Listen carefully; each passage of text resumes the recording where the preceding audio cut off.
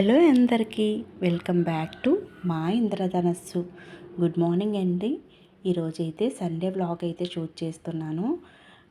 Vlogs అయితే ఈ మధ్య చేయడానికి అస్సలు టైం అయితే ఉండట్లేదండి. ఇంటిని క్లీన్ చేసుకునేటప్పటికి సండే అయినా సరే ఖచ్చితంగా మా గడప దగ్గర ముగ్గు ఉండాలి. అదేవిధంగా దేవుడి మందిరంలో నిత్య దీపం అయితే పెట్టుకుంటామన్నమాట. నెక్స్ట్ వచ్చేసరికి పిల్లల కోసం అయితే పాలు మరిగిస్తున్నాను. ఇక కొంచెం పాలు ముందుగా మరిగించింది మిగడ తీసేసి ఈ పాలల్లో అయితే కొంచెం తోడైతే వేస్తున్నాను. పిల్లలకి పాలు మరిగిస్తున్నాను కానీ అదైతే ఇప్పుడు ఇవ్వనండి. సండే కదా, పిల్లలు కొంచెం లేటుగా అయితే లెగుస్తారు.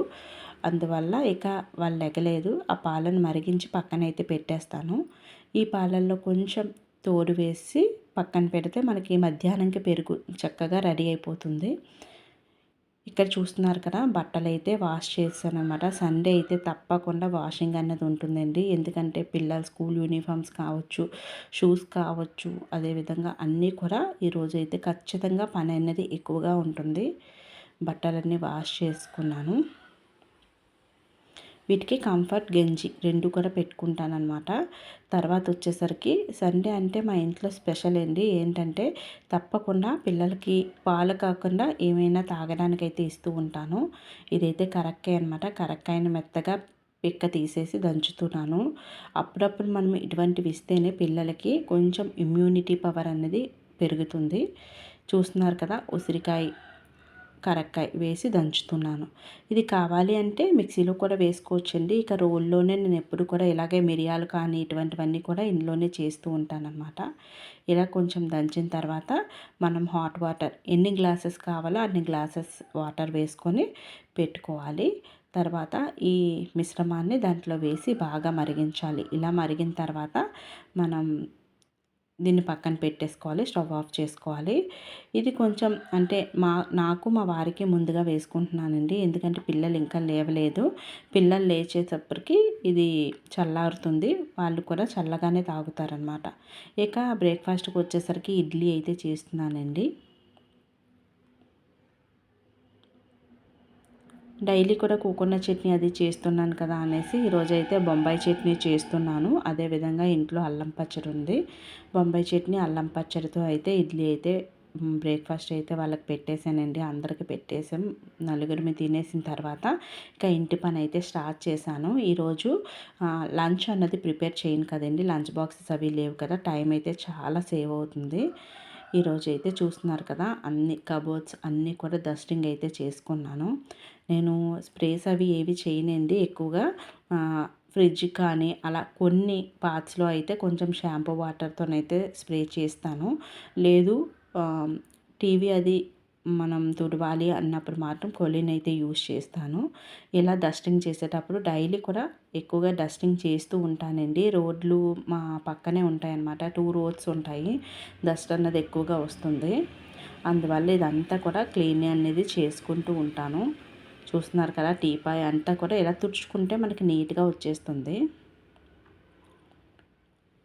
వీక్లీ 3 టైమ్స్ 4 టైమ్స్ డస్టింగ్ అన్నది చేస్తానండి. ఎందుకంటే మాకు అస్సలు అవ్వదనమాట. డస్ట్ అనేది చాలా ఎక్కువగా ఉంటుంది. అదే వీక్లీ వన్స్ చేస్తే ఇల్లు ఎవరు తుడలేదు, నీట్గా లేదు అన్నట్టే ఉంటుందన్నమాట. అంత డస్ట్ అన్నది వచ్చేస్తుంది.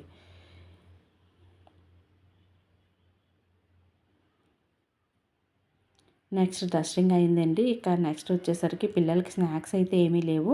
స్నాక్స్ చేద్దామని రైస్ ఫ్లోర్ అయితే తీసుకుంటున్నాను. చూస్తున్నారు కదా, కప్ మెజర్మెంట్ ఇది 240 ml అనమాట. ఈ కప్ 2 కప్స్ అయితే తీసుకున్నాను. ఇంకా వేస్తాను, అంటే మనకి జల్లించడానికి అవ్వదు కదా, అందుకని ఇలా 2 కప్స్ తీసుకున్నాను. బియ్యం పిండిని అయితే జల్లిస్తున్నాను. ఏ స్నాక్ చేసినప్పుడైనా రైస్ ఫ్లోర్ని జల్లించినట్టయితే మనకు చక్కగా ఉంటుందండి.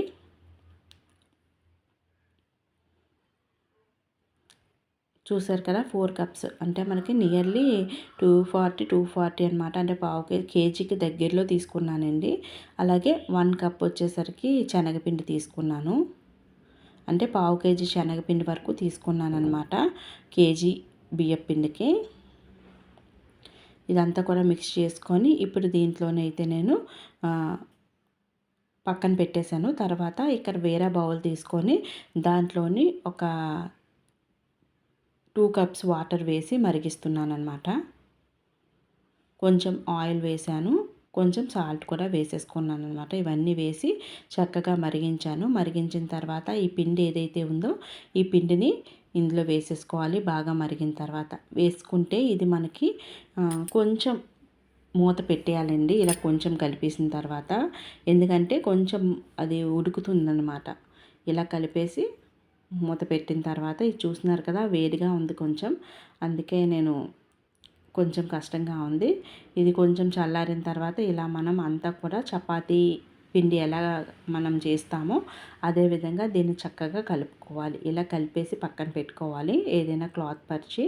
తర్వాత జంతికల గొట్టం అయితే తీసుకున్నానండి. ఇవి జంతికలు అంటాము మా సైడ్, మరి మీరు ఏమంటారో తెలియదు కానీ ఇవి బాగుంటాయండి. షాప్స్లో అమ్ముతారు కదా, సేమ్ అదే ప్రాసెస్ అనమాట. మీరు చూస్తే 4 కప్స్ బియ్యం పిండికి 1 కప్ శనగపిండి అనేది వేసుకున్నాను. ఇలా మనం అన్నీ కూడా జంతికలు అనేవి చుట్టుకోవాలండి.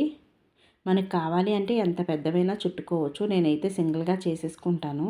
అలవాటు అయిపోయింది పిల్లలకి స్నాక్ అనేది చేయడం అన్నది.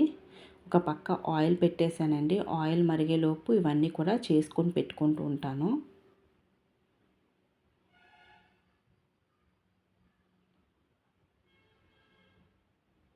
ఇవన్నీ కూడా దాంట్లో వేసేసి మళ్ళీ సేమ్ అలాగే నేను ఇక్కడ ఒత్తుకుంటానన్నమాట. కొంచెం కొంచెంగా తీసుకుంటాను. చాలా టేస్టీగా ఉంటాయండి. కావాలి అంటే మనం మైదాతో చేసుకోవచ్చు, ఇవి బియ్యం పిండితో చేసుకోవచ్చు, బటర్ మురుకులు కూడా చేసుకోవచ్చు అనమాట. ఈరోజైతే నేను శనగపిండితో మీకు చూపిస్తున్నాను. 1 కప్పు శనగపిండికి 4 కప్పుల బియ్యం పిండి తీసుకోవాలి. మనం దాన్ని ఉక్కించామండి, అంటే ఉడకబెట్టామన్నమాట. కొంచెం నీళ్లు వేసి 2 కప్పుల నీళ్ళు బాగా మరిగిన తర్వాత ఈ పిండి వేసి ఉడికించాము. కావలిస్తే కొన్ని బియ్యం పిండి కొంచెం నీళ్ళు ఎక్కువగా ఉంటుందండి, తీసుకుంటుంది. అలాంటప్పుడు ఇంకొంచెం నీళ్ళు కూడా యాడ్ చేసుకోవచ్చు. జంతికలు అయితే అయిపోయాయండి. ఇవన్నీ కూడా నేను మనకి సరిపోతాయి అన్నమాట వారానికి. చక్కగా పిల్లలు కానీ మా వారు కానీ తింటూ ఉంటారు. ఇవన్నీ కూడా నేను బాటిల్స్లో అయితే పెట్టేసుకుంటున్నాను. ఇలా కొంచెం చల్లారిన తర్వాత పెట్టేసుకుంటే మనకి అవి గట్టిగా ఉంటాయండి, లేకపోతే మెత్తబడిపోతాయి అన్నమాట. చల్లగా అవ్వాలండి. చల్లగా అయిన తర్వాతే నేను ఇలా పెట్టుకున్నాను. తర్వాత స్వీట్ ఏమన్నా చేద్దాము అనుకుంటున్నాను. అందుకని 1 కప్పు పంచదారలోని కొంచెం యాలకులు, సోంపు వేసుకున్నాను. వేసుకొని మెత్తగా పౌడర్ అయితే చేసుకున్నాను. తర్వాత ఇదైతే చూస్తున్నారు కదా, మైదా తీసుకున్నానమాట.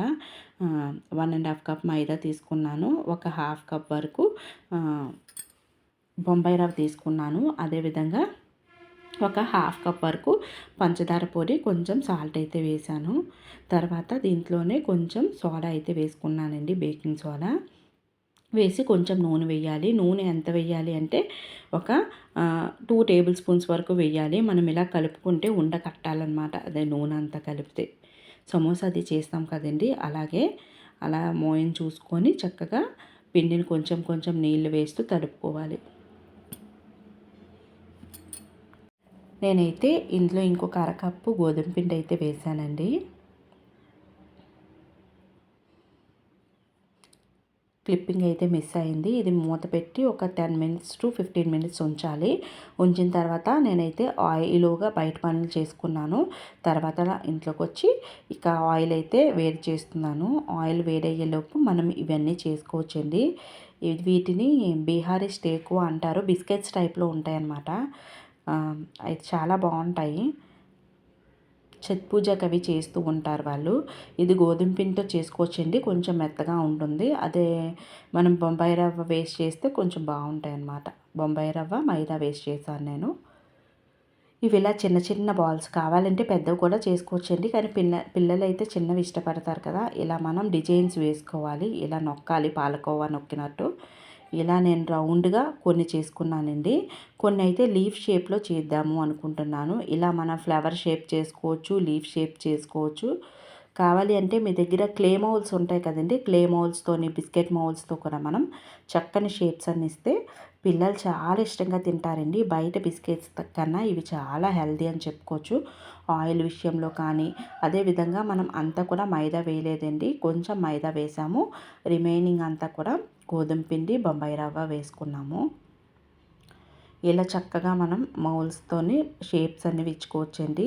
మరి ఇవి కొంచెం మందంగా ఉండకూడదు, అలాగని పలచగా ఉండకూడదు, మీడియంగా ఉండాలన్నమాట. ఇలా లీఫ్ ఆకుల రూపంలో ఇంకా కొంచెం పెద్దవే చేస్తారు వాళ్ళు. మనమైతే చిన్న చిన్నవి చేసుకోవచ్చండి. నేను ఎప్పుడు కూడా చేస్తూ ఉంటాను. ఇదే పిండితో మనం గవ్వలు కూడా చేసుకోవచ్చు. అదేవిధంగా చాలావైతే చేసుకోవచ్చండి సేమ్ పిండితోని. నెక్స్ట్ అప్కమింగ్ వీడియోస్లో అయితే పెడతాను. ఇలా నేను స్వీట్ ఐటెం ఒకటి, హాట్ ఐటెం ఒకటి పిల్లలకైతే చేశానండి. ఎక్కువగా రెసిపీస్ అయితే స్నాక్స్ పిల్లలకి ఇంట్లోనే చేస్తాను. తేగలు, దుంపలు, మొక్కజొన్నలు, ఫ్రూట్స్ ఇటువంటివి ఇంట్లో పెట్టిన స్కూల్కి తీసుకెళ్ళడానికి మాత్రం ఇటువంటివి అయితే చేస్తానన్నమాట. ఇవన్నీ కూడా ఫ్రై చేసుకున్నాను. ఇవి ఫ్రై చేసుకునేలోపు నేను ఈరోజైతే సండే కదండి, వంట వచ్చేసరికి చికెన్ అయితే కర్రీ చేశాను. తర్వాత ప్రాన్స్ పాపకి ఇష్టం, ప్రాన్స్ కర్రీ చేశాను. అవన్నీ కూడా షూట్ చేయలేదన్నమాట, రైస్ చేశాను. ఇక నాకైతే పప్పు వండుకున్నాను. భోజనం నేను నాన్ వెజ్ ఎప్పుడు తిన్న కదండి, ఇక వండుకొని భోజనం అయితే అయిపోయింది. తర్వాత అయితే ఫ్రూట్ అయితే కట్ చేస్తున్నాను అనమాట.